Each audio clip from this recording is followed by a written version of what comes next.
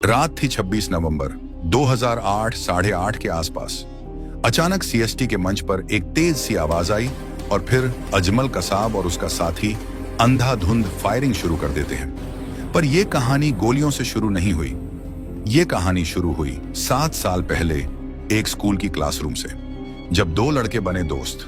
एक डॉक्टर बनने चला गया, दूसरा दुनिया का सबसे खतरनाक आतंकवादी बन गया। एक का दिमाग, दूसरे का हाथ। इन दोनों ने मिलकर वो हमला प्लान किया जिसने मुंबई को 60 घंटे तक नर्क बना दिया। लेकिन ये बात कम लोग जानते हैं कि इस हमले की तैयारी 7 साल पहले शुरू हुई थी। एक आदमी अमेरिकी पासपोर्ट लेकर मुस्कुराते हुए कैमरा घुमाता रहा और हमले के हर रास्ते, हर दरवाजे, हर छत, हर खिड़की, सबका नक्शा पाकिस्तान भेजता रहा। और दूसरी तरफ पाकिस्तान के कैंप में 10 लड़कों को सिखाया जा रहा था कैसे एक शहर को 60 घंटे तक बंदूक की नोक पर रखा जाता है। 4 दिन समुद्र में, एक फिशिंग बोट हाईजैक और मुंबई के तट पर 26 नवंबर की रात ये 10 साए उतर गए। इनमें से सिर्फ एक जिंदा बचा और उसकी जुबान ने पूरी दुनिया को हिला दिया। कौन था वो? कैसे ट्रेनिंग हुई? अटैक की प्लानिंग कहां हुई? और डेविड हेडली ने भारत को कितनी देर तक धोखा दिया? आज आप 26 नवंबर की वो कहानी देखेंगे जो किताबों में नहीं बल्कि खून, आग, धुआं और धोखे में लिखी गई थी। साल था 1971। पाकिस्तान के शहर हसन अब्दाल में एक छोटा सा मिलिट्री कॉलेज था, कैडेट कॉलेज हसन अब्दाल। वहीं पढ़ते थे 2 लड़के, तहव्वुर हुसैन राणा और दाऊद सैयद गिलानी। दोनों में बहुत गहरी दोस्ती थी। दोनों का सपना था कि देश की सेना में जाकर कुछ बहुत बड़ा करें। तहव्वुर राणा बहुत डिसिप्लिन लड़का था, पढ़ाई में तेज और हमेशा यूनिफॉर्म में एकदम परफेक्ट। दूसरी तरफ दाऊद गिलानी थोड़ा अलग था। उसका लुक भी अनयूजुअल था। उसका रंग गोरा था, उसकी एक आंख भूरी थी और दूसरी आंख नीली। पाकिस्तान जैसे देश में ऐसा लुक बहुत रेयर था। लोग उसे देखकर अक्सर कहते थे, ये तो पाकिस्तानी लगता ही नहीं। दरअसल उसकी मां अमेरिकन थी और उनका नाम एलिस सेरिल हेडली था। उनके पिता पाकिस्तान के सीनियर ब्यूरोक्रेट सैयद सलीम गिलानी थे। उनके पेरेंट्स की शादी तो पाकिस्तान में हुई थी, लेकिन बाद में तलाक हो गया। उसकी मां वापस अमेरिका चली गई और दाऊद बचपन में अपने पिता के साथ पाकिस्तान में रहा। 7 साल की उम्र तक वो पाकिस्तान में रहा, लेकिन 1977 में जब उसके पिता ने उसे अमेरिका भेज दिया तो वो अपनी मां के पास फिलाडेल्फिया जाकर बस गया। यहीं से उसकी जिंदगी ने नया मोड़ लिया। अमेरिका में उसने पढ़ाई तो की, लेकिन धीरे धीरे गलत संगत में पड़ गया। ड्रग्स पार्टीज और स्मगलिंग का हिस्सा बन गया। 1980 और 1990 के बीच वो कोकेन और हेरोइन के बिजनेस में पूरी तरह इन्वॉल्व हो गया। 2 बार FBI ने उसे गिरफ्तार किया, लेकिन हर बार किसी न किसी तरह वो छूट गया। वो बहुत स्मूथ टॉकर था, दिखने में एजुकेटेड, बात करने में चार्मिंग, लेकिन अंदर से खतरनाक। इसी बीच तहव्वुर राणा का करियर भी आगे बढ़ गया। वो पाकिस्तानी आर्मी मेडिकल कोर्प्स में गया, डॉक्टर बना और बाद में एक कैनेडियन सिटीजन से शादी करके कनाडा शिफ्ट हो गया। वहां उसने इमिग्रेशन और वीजा कंसल्टेंसी का बिजनेस शुरू किया, फर्स्ट वर्ल्ड इमिग्रेशन सर्विसेज, जिसकी ब्रांचेस टोरंटो, न्यूयॉर्क और शिकागो जैसे बड़े शहरों में थीं। दूसरी तरफ दाऊद गिलानी की जिंदगी गिरती जा रही थी। उसका ड्रग बिजनेस कोलैप्स हुआ, केसेस बढ़ने लगे और वो डिप्रेशन में चला गया। लेकिन 2001 में उसकी जिंदगी में एक ऐसा मोड़ आया जिसने पूरी कहानी बदल दी। उस साल उसने कांटेक्ट किया पाकिस्तान के एक रिलीजियस ग्रुप से, लश्कर-ए-तैयबा, जिसका फाउंडर था हाफिज मोहम्मद सईद। उस वक्त हाफिज सईद ऑलरेडी भारत पर कई अटैक्स कर चुका था और उसके टारगेट लिस्ट में नया शहर था मुंबई। दाऊद गिलानी के लिए यह नया रास्ता था। वो पाकिस्तान गया और वहां हाफिज सईद और जक्की उर रहमान लखवी से मिला। हाफिज सईद ने उससे कहा, तुम हमारे लिए बहुत यूजफुल साबित हो सकते हो। और सच में गिलानी का अमेरिकन लुक, फ्लुएंट इंग्लिश और ड्यूअल बैकग्राउंड लश्कर के लिए गोल्ड माइन था। 2002 में उसे लश्कर के मुरीद के ट्रेनिंग कैंप बुलाया गया। यह लाहौर के बाहर लश्कर-ए-तैयबा का हेडक्वार्टर था। यहां उसने इंट्रोडक्टरी ट्रेनिंग ली, जिसे वो दावत बोलते हैं। इसमें उसे आइडियोलॉजी सिखाई गई कि इंडिया, इजराइल और अमेरिका उनके दुश्मन हैं। इसके बाद एडवांस ट्रेनिंग के लिए उसे मुजफ्फराबाद, जो कि POK में पड़ता है, वहां भेजा गया, जहां लश्कर का मेन मिलिट्री कैंप था, बैतुल मुजाहिदीन। यहीं से वो लश्कर की कोर आइडियोलॉजी और प्लानिंग का हिस्सा बन गया। 2002 से 2003 तक उसने पाकिस्तान के 5 दौरे किए, फरवरी, अगस्त, अप्रैल, अगस्त और दिसंबर। हर बार ट्रेनिंग सेशंस में शामिल हुआ, नए कॉन्टैक्ट्स बनाए और लश्कर के कोर लीडरशिप से जुड़ गया। ट्रेनिंग खत्म होने के बाद उसे लश्कर के फॉरेन रिक्रूटमेंट विंग में भेज दिया गया, जिसका हेड था साजिद मीर। साजिद मीर ने उससे कहा, तुम्हारा काम अब बैटलफील्ड पर नहीं होगा, तुम्हारा काम है इंटेलिजेंस गैदर करना और इन्फिल्ट्रेशन में मदद करना। साजिद मीर ने उसे साफ कहा, अब तुम अमेरिका वापस जाओ और अपना नाम चेंज करो, बाकी इंस्ट्रक्शंस तुम्हें वहां मिलेंगे। दाऊद गिलानी ने वही किया। वो वापस अमेरिका गया और अपनी मां का लास्ट नेम अडॉप्ट किया। अब उसका नया नाम था डेविड कोलमैन हेडली। नया नाम, नया पासपोर्ट, नई पहचान। 2005 में उसने ऑफिशियली नाम बदलने का एफिडेविट दाखिल किया और अमेरिकन पासपोर्ट हासिल कर लिया। अब वो दिखने में पूरी तरह अमेरिकन था। Blue eyes, white skin, clean accent, US passport. कोई सोच भी नहीं सकता था कि ये आदमी एक्चुअली पाकिस्तान ट्रेन टेररिस्ट है। इंडियन इंटेलिजेंस एजेंसीज का मानना है कि इस प्रोसेस में पाकिस्तान की इंटर सर्विसेज इंटेलिजेंस आईएसआई ने उसकी मदद की थी, क्योंकि किसी ऐसे आदमी को जो पहले 2 बार ड्रग स्मगलिंग में गिरफ्तार हुआ हो, इतने आसानी से यूएस पासपोर्ट मिलना ऑलमोस्ट इम्पॉसिबल था। हेडली अब दोहरी जिंदगी जीने लगा, ऊपर से एक सक्सेसफुल बिजनेसमैन, नीचे से लश्कर का स्लीपर एजेंट। और यहीं पर उसकी स्टोरी फिर से जुड़ती है अपने पुराने दोस्त तहव्वुर राणा से। वो कनाडा में सेटल था और अमेरिका में भी उसकी इमिग्रेशन कंसल्टेंसी चल रही थी। हेडली ने उससे कांटेक्ट किया और कहा, भाई एक काम है जो दोनों के लिए प्रॉफिटेबल होगा। लश्कर की तरफ से उसे एक प्लान मिला था, इंडिया में बेस एस्टैब्लिश करो। हेडली ने राणा से कहा, हम अपनी कंपनी की ब्रांच मुंबई में खोलते हैं, लेजिटिमेट बिजनेस भी चलेगा और ट्रैवल करने का रीजन भी रहेगा।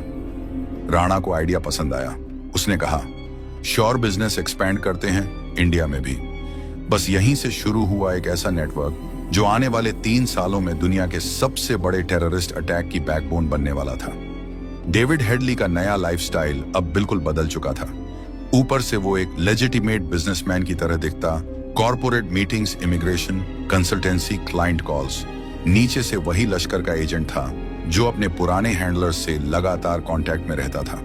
उसने मुंबई जाने का पहला बहाना वीजा और बिजनेस मीटिंग बताया। जुलाई 2006 में जब वो पहली बार इंडिया पहुंचा तो उसने बस होटल्स, कैफेज और कुछ पब्लिक प्लेसेस की देख रेख की। यहाँ कैसा क्राउड रहता है, किस टाइम पर जगह क्राउडेड होती है, कहाँ कैमरे लगे हैं, किस एंट्री से लोग आते जाते हैं, ऐसी बातें उसने नोट की।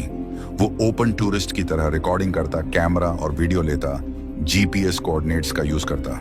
बातों का ये सिलसिला अब लश्कर के लिए इंटेलिजेंस बनता जा रहा था। तहव्वुर राणा, जो अब कनाडा में सेटल्ड था और जिसकी इमिग्रेशन कंपनी की वजह से उसे इंडिया आने जाने के लेजिटिमेट रीजंस भी मिल जाते थे, उसने भी हेडली की मदद की। दोनों ने डिसाइड किया कि मुंबई में एक ऑफिस खोलना सबसे अच्छा कवर होगा, एक ऐसा कवर जो बार बार इंडिया आने का कारण दे और साथ में लोकल लॉजिस्टिक्स को आसान बनाए। इधर पाकिस्तान में लश्कर-ए-तैयबा ने अपनी रिक्रूटमेंट और ट्रेनिंग पूरी तीव्रता से शुरू कर रखी थी। उस वक्त के रिकॉर्ड्स और बाद के इंटरोगेशंस में जो सच सामने आया, उससे पता चला कि लश्कर ने उन लड़कों की स्क्रीनिंग बड़े पैमाने पर की। गरीबी, बेरोजगारी, पारिवारिक सूना होना और अक्सर छोटी सी क्रिमिनल हिस्ट्री, ऐसे युवाओं को चुनना आसान था। कुल मिलाकर 27 से ज्यादा नाम सामने आए, लेकिन आखिर में उन तमाम नामों में से सिर्फ 10 लड़के फाइनल हुए, वो 10 जिनको समुद्री रूट से भेजा गया। उनमें से एक का नाम अजमल आमिर कसाब था। कसाब था तो एक आम सा बच्चा, ओकारा जिला पंजाब का रहने वाला, लेकिन जिन कारणों से लश्कर ने उसे चुना, उन सभी कारणों ने उसे बड़े साजिश में ढकेल दिया। लश्कर का ट्रेनिंग प्रोग्राम 4 मेन चरणों में डिवाइड था। पहला था द्वारा ए सफा, दूसरा द्वारा ए अम्मा, तीसरा द्वारा ए खासा और चौथा द्वारा ए रिबात। पहले 2 चरणों में रिलीजियस इंडॉक्ट्रिनेशन और बेसिक मिलिट्री स्किल्स दी जाती थी। तीसरे में advanced gorilla fighting, explosives, close quarters battle जैसी ट्रेनिंग थी, जिसे पूरा करना आसान नहीं था। चौथे में इंटेलिजेंस और एस्केप इवेड के टेक्निकल्स सिखाए जाते थे। इन सभी चरणों में जो सर्वाइवर्स रहे, वही आगे की प्लानिंग के लिए चुने गए। ट्रेनिंग इतनी कड़ी थी कि कई लोग बीच रास्ते में ही निकल गए। इमोशनल स्ट्रेस, फिजिकल टॉर्चर और कठिन दिनचर्या ने बहुतों को तोड़ दिया। प्रशिक्षण के इंस्ट्रक्टर्स में कुछ ऐसे लोग थे जिनके नाम बाद की जांच में बार बार आए, हाफिज सईद, शकीउर रहमान लखवी और कुछ कमांडर्स। ट्रेनिंग में उनको यह सिखाया गया कि कैसे एक बड़े शहर में घुसकर मैक्सिमम डैमेज करना है, कैसे किसी भी भीड़ में ब्लेंड कर लेना है, और सबसे अहम बात, अगर कुछ गलत हो जाए तो किस तरह बच निकलना है। इन सब बातों का फाइनल आउटपुट यही था कि एक बड़ा कोऑर्डिनेट मल्टी साइट अटैक को अंजाम दिया जाए। अजमल कसाब और बाकी 9 लड़कों का सिलेक्शन होने के बाद उन्हें पाकिस्तान से कराची तक सीक्रेट ट्रेन से लाया गया। कराची के निकट अजीजाबाद इलाके में उन्हें कुछ हफ्तों तक रखा गया और वहां से उनकी समुद्री ट्रेनिंग शुरू हुई। इस समुद्री ट्रेनिंग में उन्हें सिखाया गया कि छोटी नाव से कैसे ऑपरेट करना है, कैसे मछलियों की तरह नाव चलानी है, कैसे कोस्ट लाइन पढ़नी है, यानी बेसिक सीमैनशिप। साथ ही उन्हें वीडियो दिखाकर उन इंडियन जगहों के विस्तृत शॉट्स और एंट्री एग्जिट पॉइंट्स बताए गए जो बाद में टारगेट्स बनेंगे। इन टेप्स और फोटोज को लश्कर के सेंट्रल प्लानिंग सेल ने कैटेगराइज किया कि कौन सी टीम किस टारगेट पर जाएगी, किस रूट से जाना है, किस तरह की डिस्गाइजेस लेनी है। लश्कर ने 5 टीम्स बनाई। हर टीम में 2-2 लोग थे। दोनों का जोड़ा बड़ी सिस्टम के हिसाब से रखा गया ताकि एक पार्टनर मारा जाए तो दूसरा कुछ कर सके। अजमल इस्माइल की जोड़ी इनमें से एक थी। उन 10 फाइनल कैंडिडेट्स में से एक को टीम का लीडर भी चुना गया, जिसे कहा गया कि वह ओवरऑल कोऑर्डिनेशन देखेगा। फाइनल लिस्ट में इन 10 लड़कों के रियल एड्रेसेस, फैमिली रिकॉर्ड्स और छोटे छोटे क्रिमिनल मामलों को स्क्रब करके उन पर ध्यान दिया गया ताकि कोई ऑब्वियस सरकारी बैकग्राउंड चेक में फेल ना हो। नवंबर का महीना आता है और लश्कर लीडरशिप हमले की तारीख तय करने लगती है। शुरू में कुछ तारीखें फिक्स हुई, लेकिन इंटेलिजेंस लीक्स और इंटरनल सिक्योरिटी कंसर्न्स के चलते कुछ तारीखें बदलती रहीं। वर्ष 2008 के सितंबर-अक्टूबर में कुछ प्लान डेट्स पर रोक लगाई गई क्योंकि इंडियन रॉ को कुछ इंटेलिजेंस मिली और सिक्योरिटी एजेंसीज अलर्ट हो गईं। लेकिन लश्कर ने पीछे नहीं हटा। जनवरी से नवंबर के बीच उनकी मीटिंग्स और रिहर्सल्स जारी रहीं। अंततः डिसीजन हुआ कि लेट नवंबर का महीना ठीक रहेगा क्योंकि उस समय कम विजिबिलिटी और कई लॉजिस्टिक एडवांटेजेस थे। दोनों तरफ भारत में कुछ एजेंसीज को इन संकेतों का पता चला तो लश्कर ने डेट बदलवा दी। पर जब लश्कर ने आखिरकार तय किया कि अब आखिरी प्लान कर दिया जाए तो उन्होंने सारे रिसोर्सेज जुटा लिए। Fake IDs, Indian clothes, local SIM cards, cash bundles, GPS sets, satellite phones और स्मॉल वेपन्स, ये सारी चीजें पाकिस्तान के अंदर निहित नेटवर्क्स के जरिए इकट्ठा करके कराची के आसपास भेज दी गईं। 21 नवंबर को एक आखिरी ब्रीफिंग हुई। वहां शकीउर रहमान लखवी और कुछ बड़े लोग मौजूद थे। उन्होंने लड़कों को फाइनल इंस्ट्रक्शंस दी, अगर किसी ने देखा तो क्या कहना है, किस तरह बिहेव करना है, और सबसे डरावनी बात, जब भी बड़ी क्राउड दिखे तो किसी भी रिलीजियस आइडेंटिटी के बारे में मत सोचना, सभी पर फायर करना। उन्होंने कहा कि अगर एनकाउंटर में कोई फॉरेनर मिले तो उन्हें स्पेशल टारगेट समझो। ये लाइंस बाद में कसाब के बयान में आईं और ये दिखा देती हैं कि उनका मकसद सिर्फ इमारतें तबाह करना नहीं था। उनका लक्ष्य था मैक्सिमम सिविलियन कैजुअल्टीज और इंटरनेशनल हेडलाइंस बनाना। 22 नवंबर की सुबह लड़कों को कराची से समुद्र के रास्ते भेजा गया। उन्हें एक छोटी नाव से ट्रांसफर किया गया, फिर बड़ी नाव अल हुसैनी पर चढ़ाया गया। समुद्र में 2-3 दिन की स्ट्रैटेजी के बाद 23 नवंबर के दोपहर को उन्होंने एक छोटी इंडियन फिशिंग बोट कुबेर को हाईजैक कर लिया। उस नाव पर जो मछुआरे थे उन्हें मार दिया गया और एक नाविक अमरचंद को बंधक बनाया गया ताकि वो रास्ता दिखाता रहे। यह घटना बाद में बहुत बड़ा टर्निंग पॉइंट साबित हुई। समुद्री यात्रा का आखिरी पार्ट बेहद रिस्की था। आखिरकार कोस्ट गार्ड, नेवी और अदर मैरीटाइम सिक्योरिटी का सामना करना पड़ता है। बावजूद इसके उन्होंने प्लान एग्जीक्यूट किया और 26 नवंबर की रात को मुंबई को तट के पास पहुंच गए। बदवार क्षेत्र पर उतरने के बाद उन्होंने 5 टीम्स में डिवाइड होकर टैक्सी लेकर अपने टारगेट्स की ओर जाना शुरू किया। उन टारगेट्स में प्रमुख थे Chhatrapati Shivaji terminal CST, Leopold cafe, Taj Mahal hotel, Oberoi Trident hotel और नरीमन हाउस। शाम के 8 बजे के आसपास ये घातक जोड़ियां अपने अपने जगहों पर पहुंची और हमला शुरू हुआ। रात के 8:30 बजे थे। मुंबई की सड़कों पर रोज की तरह हलचल थी। मरीन ड्राइव पर लोग टहल रहे थे, कोलाबा के कैफेज और होटल्स में गाने बज रहे थे और सीएसटी पर लोग ट्रेन पकड़ने की जल्दी में दौड़ रहे थे। किसी को यह अंदाजा भी नहीं था कि आने वाले कुछ मिनटों में यह शहर जो कभी सोता नहीं था वो आज डर से पत्थर बन जाएगा। बदवार पार्क के पास एक छोटी स्पीड बोट किनारे लगी। 10 लड़के पिछले 4 दिन से समुद्र में सफर कर रहे थे। वो धीरे धीरे किनारे पर उतरे। उनके हाथों में AK-47 राइफल्स, बैग में ग्रेनेड्स और जेब में नकली ID कार्ड थे। हर एक ने इंडियन कपड़े पहने थे और कलाई में कलावा बांधा हुआ था ताकि कोई शक न करे। उतरते ही उन्होंने अपने अपने ग्रुप बना लिए। पहली टीम अजमल आमिर कसाब और अब्बू इस्माइल की थी जो CST स्टेशन की ओर निकली। दूसरी टीम साजिद और अब्बू उमर थी जो लियोपोल्ड कैफे की तरफ गए। तीसरी अब्बू अली और अब्बू सोहेल की जो ताज होटल की तरफ गए। चौथी अब्बू ओवैस और अब्बू अक्सा की थी जो ओबेरॉय ट्राइडेंट होटल की ओर गए। पांचवी अब्बू उमर और अब्बू अक्षा की थी जो नरीमन हाउस की तरफ गए जो एक यहूदी सांस्कृतिक केंद्र था। टैक्सियां पकड़ी गईं और सब अपने टारगेट्स की तरफ बढ़ गए। हर टीम के पास एक GPS डिवाइस था जो उन्हें पहले से रिकॉर्डेड कोऑर्डिनेट्स दिखा रहा था। ये कोऑर्डिनेट्स वही थे जो अमेरिका में बैठा डेविड हेडली मंथ्स पहले भेज चुका था। रात के लगभग 9:20 पर CST स्टेशन की फर्श पर पहली गोली गूंजी। अजमल और इस्माइल ने अपनी AK-47 उठाई और भीड़ पर अंधाधुंध फायरिंग शुरू कर दी।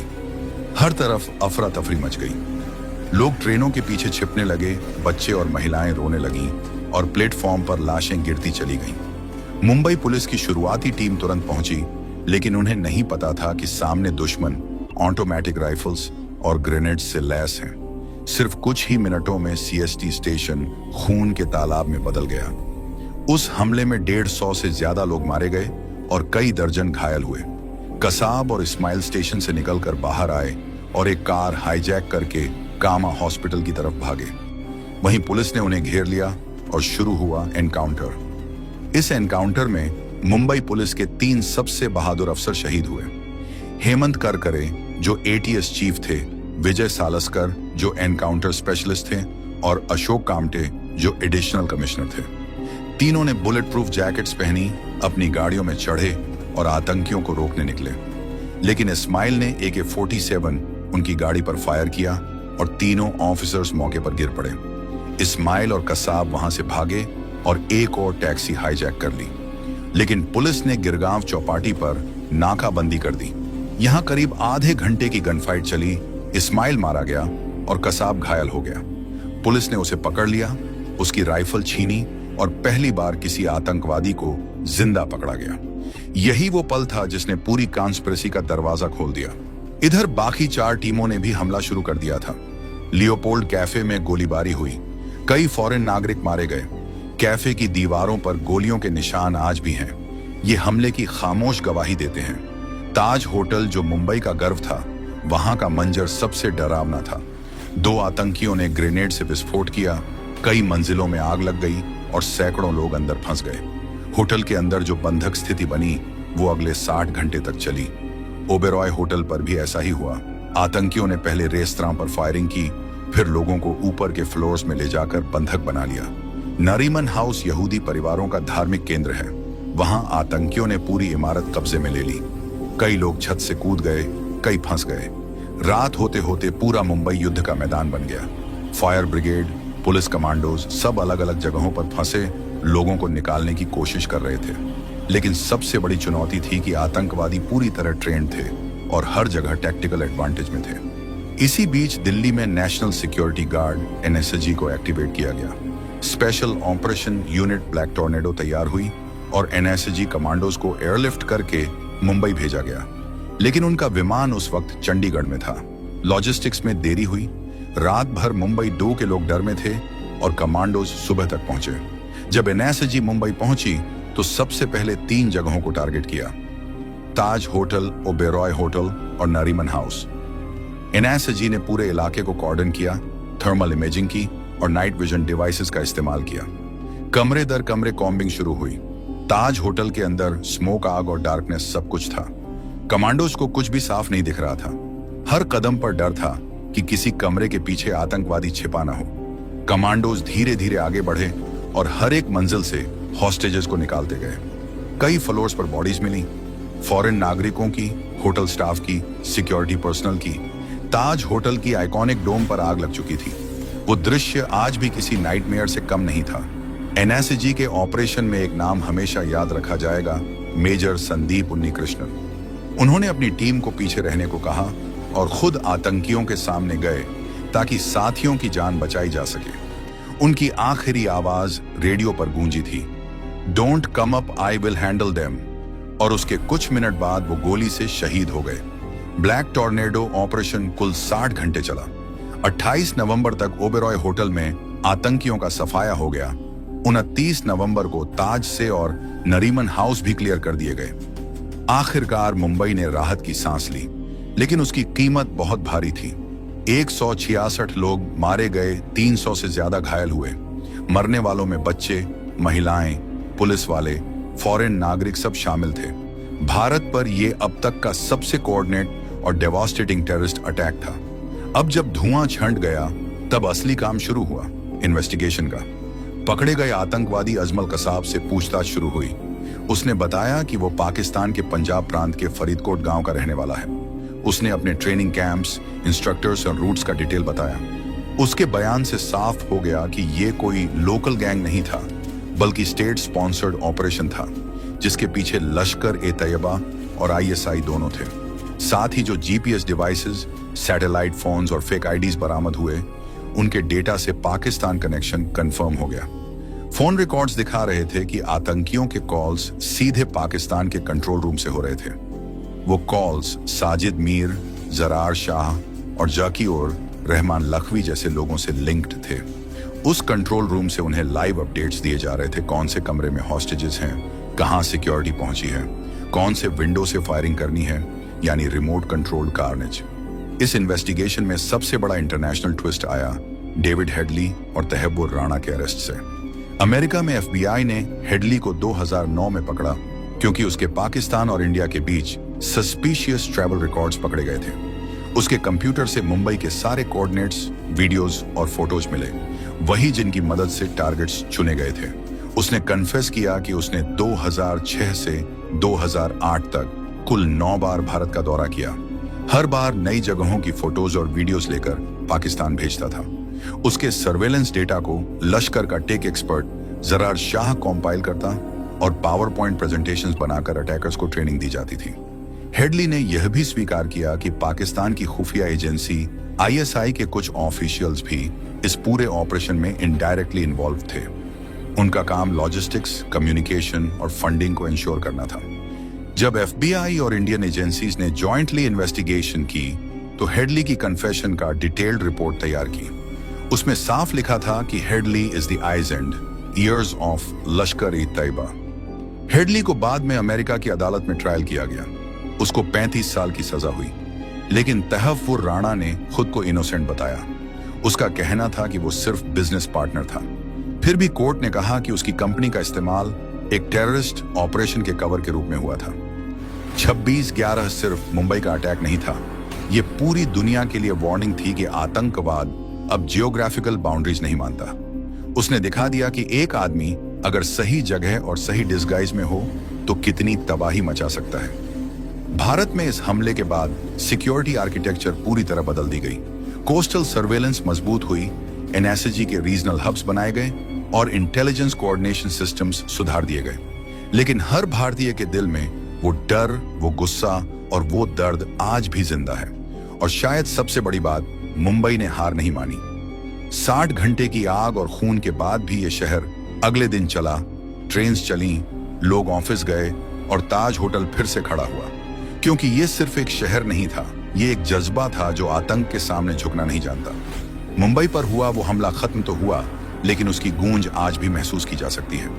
26 नवंबर 2008 की ये तारीख अब सिर्फ एक दिन नहीं, बल्कि एक सिंबल बन चुकी है। तो दोस्तों, अगर ये कहानी आपको कुछ सोचने पर मजबूर करती है, अगर इसने आपके अंदर वो सवाल जगाया है कि हम कैसे ऐसे हमलों से बच सकते हैं, तो इस वीडियो को जरूर शेयर करें, ताकि ज्यादा से ज्यादा लोग जान सकें कि 26/11 सिर्फ एक हमला नहीं था, ये सबक था, ये चेतावनी थी, ये यादें थी कि हमने आजादी की कीमत सिर्फ जंग में नहीं चुकाई है, हमें ऐसे आतंकवादी गतिविधियों का भी सामना करना पड़ता है। तो दोस्तों, अगर आपको हमारी वीडियो अच्छी लगी तो इसे लाइक करें, शेयर करें कमेंट करें और चैनल को सब्सक्राइब करें। और हाँ, आप हमें हाइप देना ना भूलें।